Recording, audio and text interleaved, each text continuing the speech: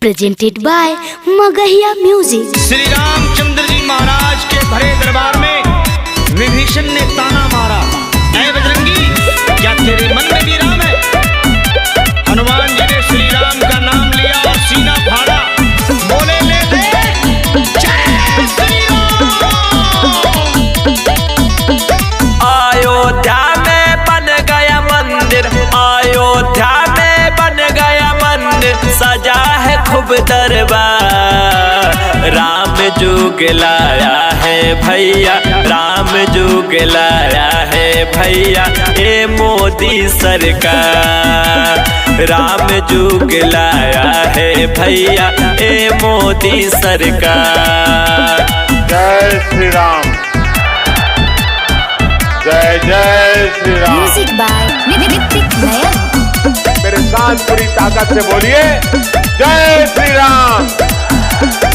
कन्या से कश्मीर तक मोदी का है सहारा, जय जय जय श्री राम का भैया गूंज रहा है नारा, गूंज रहा है नारा।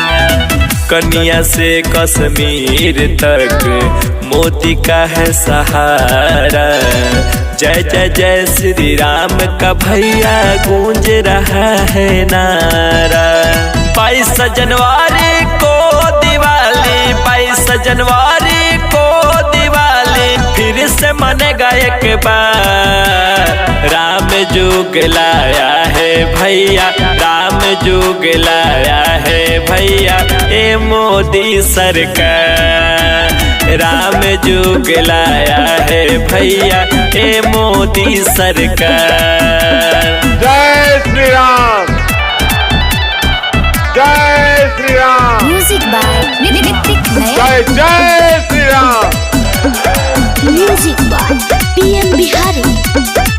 राम लक्ष्मण सीता मैया संग में हनुमत आएंगे, हम सब भगतन के प्रभु जी अस अबर पुराएंगे, अस अबर पुराएंगे।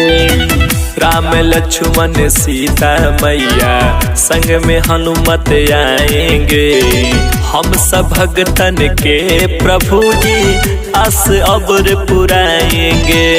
दिल से बोलो फिर से भाई, प्रेम से बोलो फिर से भाई, जय जय जय श्री राम।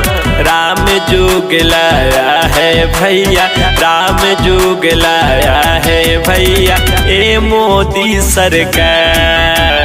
राम जुग लाया है भैया, ए मोदी सरकार।